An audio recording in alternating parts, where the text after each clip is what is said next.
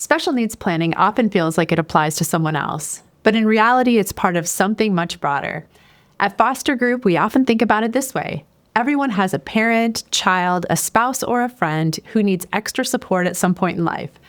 That's why we use the term care planning, because it captures the full picture, including disability, special needs, and elder care, and reflects just how many lives and families it truly impacts. Whether we realize it or not, we are all deeply connected to this community. It's a shared human reality that touches so many every day. Yet individuals and families often face significant financial challenges, from higher daily cost to barriers that limit long-term independence and stability. Joining me today is Senior Lead Advisor at Foster Group, Matt Stagner. Matt is as passionate about his topic as he is equipped to help families that face the challenges that come with it. Matt has become a nationally recognized subject matter expert, speaker, and advocate for the disability community. His work has been featured in leading publications, and I'm confident you will benefit from his insights. So let's get into it. Matt, welcome to the studio. Thank you, Gretchen. I couldn't be more excited to be here today. Perfect. Matt, before we get into the details, tell me about what drew you into this part of financial planning. Sure. Well, I grew up in a small town and within a family without a lot of money or resources. And so when I found financial planning as a career, I was already thinking about underserved populations and how I could help. And then I had an opportunity to join a task force and learn more about disabilities and special needs with a previous employer I worked with. And then I was hooked. This has been a very rewarding part of my career. And it's definitely an underserved population, the disability community, thinking about those families that struggle to find good information and good resources to accomplish the same financial goals that everybody has. And this is personal for you too, right? And you're also still very active in committees and, nonprofit organizations. Yeah, I remember early on, right when I got out of college, I helped both of my grandmothers go through that process of applying for Medicaid and going into long-term care facilities. All the different family dynamics that can be really challenging and the financial issues that go along with that. So I refer back to that experience often. As I learned more about this population, the more I understood that good information, trusted advice, those are really hard to come by for people with disabilities and for caregivers. And so when I came to Foster Group, I had to dive in. I had to help. I had to get involved in this community locally. So I have the privilege of working with several local nonprofits as a board member, being a volunteer, helping those people that reach out with a question, whether they have resources or not. It's so rewarding to be at least part of that conversation and to give somebody a little bit of help, a little bit of relief of that stress, point them in the right direction, find some resources that can help with the short term, the day-to-day stuff. Because as financial planners, we're always trying to talk about the future, retirement, long-term investment returns, those estate plans that may not kick in for a number of years. Well, that's difficult to do when your day-to-day focus is on caring for your loved one with a disability or your aging parent or just navigating the system yourself as a person with a disability. So my hope is that if I can help with some of those short-term needs, we can free up some resources and some bandwidth for people to plan for their futures and have a better quality of life, which is really what it's all about. Yeah, and I know you've found some statistics on this that might surprise some people. What do the statistics say when it comes to who needs care and who might be a caregiver? Yeah, so already 24% of the population are family caregivers. So these are unpaid family and friends that are taking care of someone who needs a little help because of a diagnosis, a disability, or a medical condition. Add to that the 28% of the population that have a disability at some point in their lifetime, and now you've got more than a majority of the population that either has a disability or is caring for someone with a disability or a special need. And I would argue that the rest of us maybe aren't in this population yet, but there's a good chance we will be. Well, that number goes up north of 50% for those that are 75 or older. So the chances are, as we get older, we'll have some chronic condition, some disability, some disease, something that restricts our mobility or our ability to live independently, and we're going to need some help as we get older. The the planning is sort of the same. You have a lot of the same concepts, a lot of the same benefits and tools available to you as other forms of disability and special needs related planning.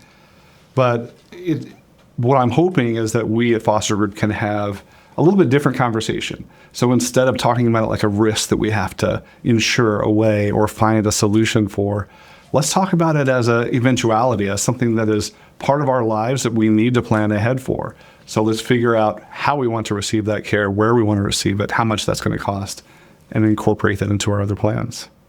Despite how widespread this is, there are major financial challenges. And why has achieving financial independence historically been difficult for people with disabilities? Whether intentional or not, there have been barriers put in place that do make it more difficult for people with disabilities and for caregivers to achieve the same quality of life as the rest of the population.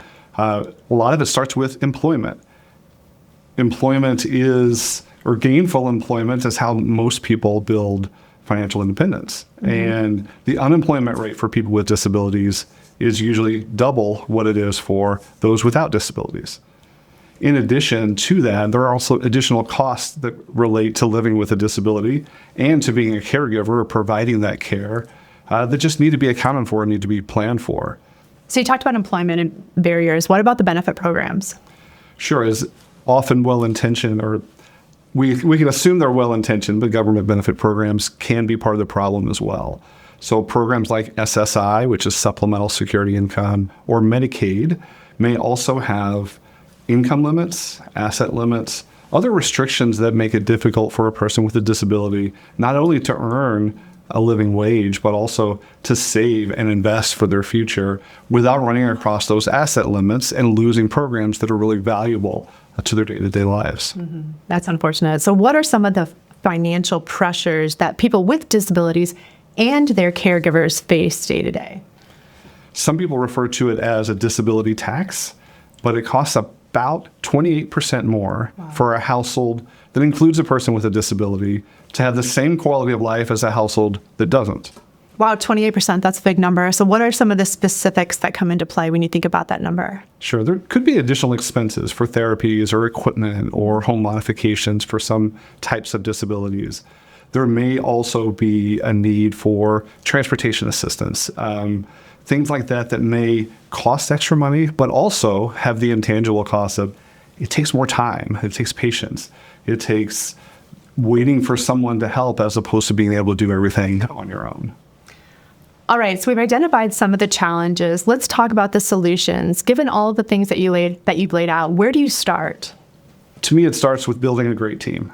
Having the right supports in place, whether that's a financial planner, an attorney, an accountant, or it may also be an educator or a social worker, a case manager, a family friend, someone else in your life that's going to help make all of this stuff happen on a day-to-day basis now. And then for a lot of caregivers, a lot of people with disabilities, they're not just thinking about today, they're thinking about what happens in the future when things change. Who then is going to be able to step up and assist? So start with building a great team, finding roles for everybody, communicating well with those teams, team members. What's the right time to put that team into place? And when should you start thinking about letting them do some of these responsibilities? This is one of those things that people may feel the urge to put off. But obviously, the sooner the better when it comes to putting a team in place. You want it done before it's too late, before it's needed, before it's a crisis or a mad scramble to get the right services in place. You want to get used to it. You want to have a system set up and maybe even test that system before it's needed. Do you have any examples that you can provide of people that you worked with where you've seen putting a support team in place has been really beneficial? Absolutely. I'm working with a young man right now that has a variety of different people in his life that he relies on. There is a representative payee who handles Social Security benefits. Mm-hmm. There is a trustee who manages trust assets. There's a caseworker, a social worker, a brother, a family member, others. And it can be really confusing. It can be a lot of concern about who do I go to for what and who do I listen to when I need advice or help. Mm-hmm. So it can be a big team. It can be a broad team. And it can be something that's really important to have some help coordinating that care, that team. Including a good advisor, right? And having someone that is kind of put in charge of quarterbacking this effort on behalf of the person that needs the help. Being able to step back and have a holistic view of somebody's financial situation is important for every financial planner, right? But for those of us that work directly with people in the disability community, I think it's even more important to understand those day-to-day things that make life a little bit more difficult, a little bit more costly, and see if we can help with some of those barriers. Help them find coordination, care coordination services, or providers, or facilities, or all those different things that we need to plan ahead because we may need at some point, or maybe we need that sooner rather than later. Being able to take a step back, view that within context of a person's resources and benefits, and being able to introduce services that can help make their lives better is really a valuable and a really rewarding part of our job. When it comes to the person with a disability themselves or to their caregiver, what concern do they alleviate when they have this put in place? Like, what is the biggest concern that you see or hear from people that are facing these challenges? Yeah. So a lot of people with disabilities are towing this line between being active in their community, being employed, saving for their own financial security, and the government benefits that they rely on for healthcare and transportation and sometimes living assistance. And so that's one of the biggest challenges for individuals with disabilities. I think caregivers, a lot of times, it is time, it is attention. That is the first thing that a caregiver thinks about, is how to take care of their loved one, how to the person in their life that they care so much about. All the parents out there already know this feeling from having kids, but imagine being in that role for somebody else in your life. And the tendency is always for caregivers to put that person before themselves. Yeah. And just like when you're on an airplane and they drop down the oxygen mask and they say, in case of emergency, make sure you secure your mask before helping someone next to you. Caregivers really should focus on caring for themselves as well. Their own health, their own well-being, their own mental health, their own financial security. In order to be there for your loved one, it's important that we also care for ourselves. Yeah. So the next thing I want to talk about is that there are a lot of specific solutions available, and I know you're very well versed in these. So tell us a little bit about what some of those are. One of my favorite newer solutions for people with disabilities is called an ABLE account. ABLE stands for Achieving a Better Life Experience, and it is basically a 529 plan that we might think of for college savings. But this one is designed for people with disabilities. If your disability started prior to age 46, you could be eligible. You get the tax benefits of saving like you would in a 529 plan. But the resources in that account do not count against you when it comes to government benefits test. So you can save and invest for all of those things that help your quality of life. It's really a fantastic start for someone who is eligible and really wants to start building some resources. Are there any other options beyond the ABLE accounts? Legal planning becomes really important with this community.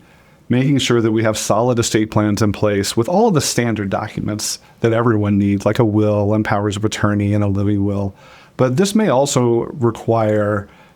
may also require certain types of trusts that help maintain benefits and pass on resources from one generation to the next.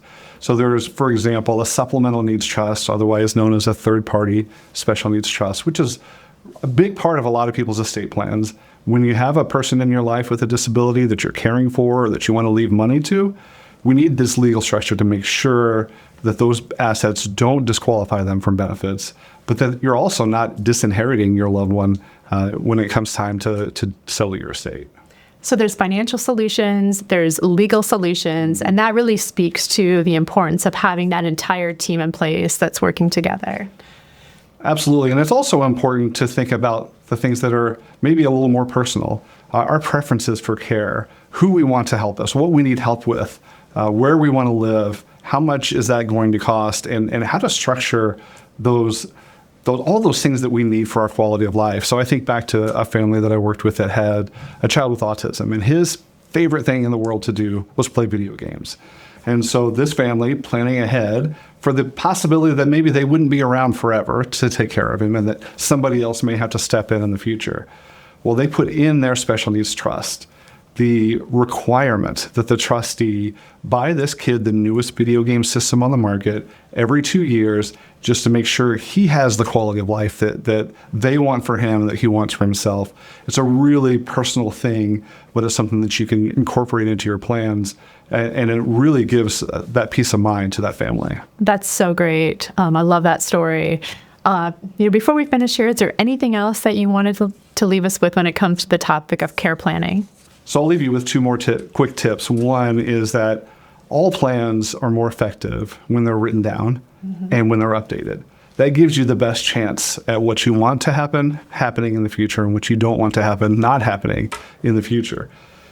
It's also so critical for families to be able to communicate about these topics before it's too late.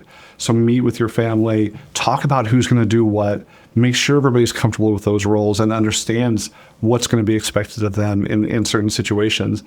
And keep updating your family members when your plans change, when your life changes. That communication, those conversations are some of my favorite parts of the work that we do, but it's also some of the most important. Matt, thank you so much for your time and also for sharing your wisdom on this topic. It's been just a wonderful conversation, and I just love your heart for this community. Thank you. This conversation reminds us that financial planning for people with disabilities and caregivers isn't about replacing support systems. It's about strengthening them. It's about creating opportunities where there were once limitations and helping individuals and families build the independence and quality of life they deserve.